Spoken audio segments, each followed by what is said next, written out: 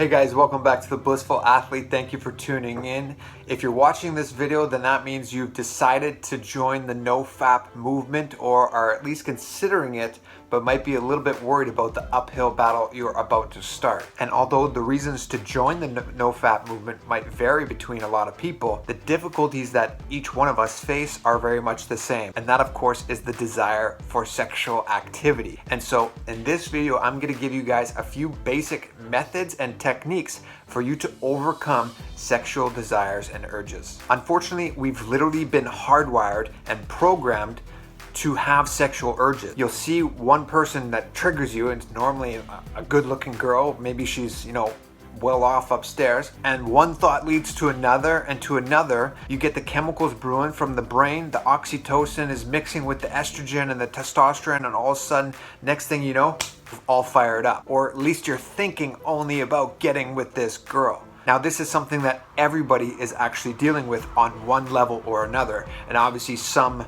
might be a little bit more than others. Now, these types of sexual urges can really make it difficult for you to practice celibacy, but luckily the world of yogic science has already mastered this, and today it is known as the practice of brahmacharya. And so what is brahmacharya? It's basically the freedom of the thoughts and desires of your mind. So those might be sexual thoughts and those might be desires that have nothing to do with sex. But brahmacharya is ultimately freedom from both of those. And as I mentioned, this is actually a yogic science that has been around for millennia. And it's a basic prerequisite for somebody to experience enlightenment or have some sort of advanced spiritual development. Now, one reason for this is because the seminal fluid and the sexual energy is a very powerful energy. And much like how a candle is lit by the oil that is drawn up the wick, similarly, the seminal fluid can be drawn up from the base of your spine towards the crown center, which helps lead you to higher states of consciousness.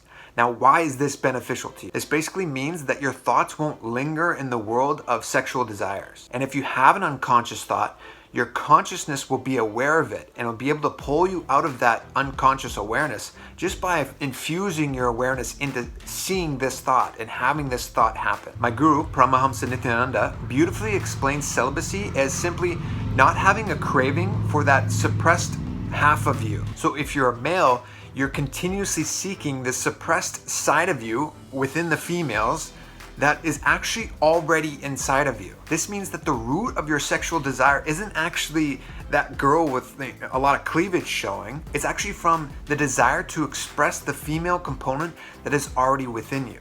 This is wisdom that has existed for a long time in the Vedic civilization, and there's actually modern science that's starting to catch up and realize that there's such a minute difference between a female and male. Just a male body is 51% male and 49% female. So that little fraction of a difference is all that's separating us from being a male or female. That means there's so much of that female energy that is within us that we're continuously suppressing throughout our days. So a powerful technique for you to practice is making sure that you express that female component of you. That is really what's being suppressed.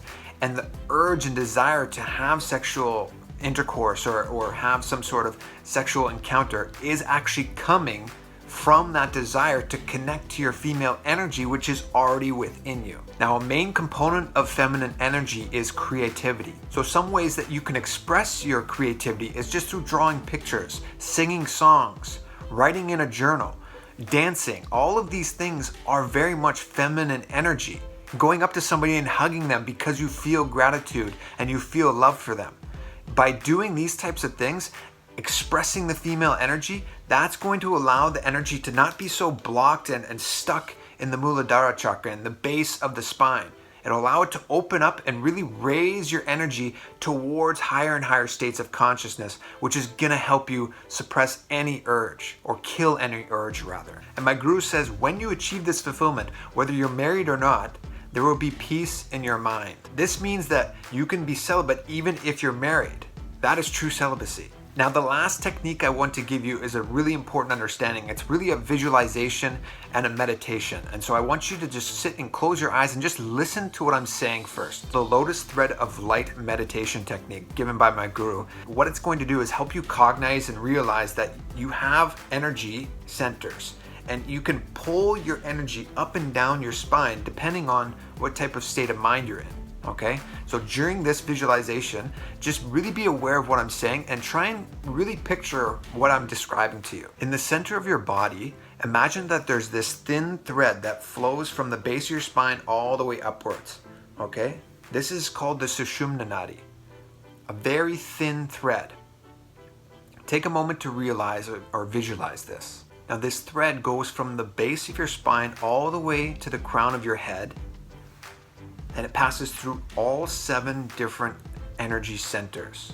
You have 7 energy centers within your body that go up and down the spinal column.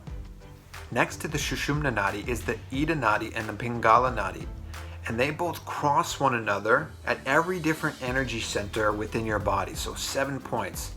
And they all meet at the crown or in between the eyebrows, at what's called the Anya Chakra. All of your intellectual thoughts, they pull the energy upwards along the Ida Nadi. And all of your sexual thoughts and the thoughts of pleasure, they're sucked down the energy along the Pingala Nadi.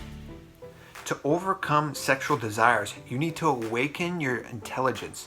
You need enlightenment activated in you. So put your energy into the Sushumna Nadi, the center thread, so that your enlightenment and your intelligence can be awakened. So sit with your spine straight and visualize your spine as if it's this lotus thread, thin lotus thread, going from the base of your spine all the way up through the crown center. Place your attention on this thread of light and visualize the energy flowing from the base all the way through to the top of the Sushumna. Keep your whole awareness on the Sushumna Nadi for 21 minutes, holding this visualization of the energy flowing from the root chakra, the very base of the spine, all the way up to the Anya Chakra, right at the third eye. Holding that visualization, keeping your awareness deep onto this visualization. If you do this now for 21 minutes and repeat this for every day for the next 10 days, you'll notice a huge and drastic change in the level of your sexual urges. You'll notice them drop immensely.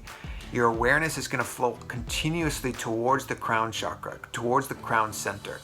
And what's going to happen is you're going to really notice that you're more conscious and more aware. Unconscious thoughts will be less, and you'll notice sexual desires. You'll notice sexual thoughts happen, but just by the presence of your awareness on those thoughts, you'll notice that they'll begin to subside. And the more that you infuse awareness into those thoughts, they'll dissipate more and more and quicker and quicker. Thanks for tuning in, guys. I hope you enjoyed the video. Please give me a thumbs up or a comment down below. Let me know what you thought of the video. And if you're new to the channel, I highly recommend subscribing so you don't miss out on any of the old and new content that I continuously come out with. Thanks for tuning in, and as always, be blissful.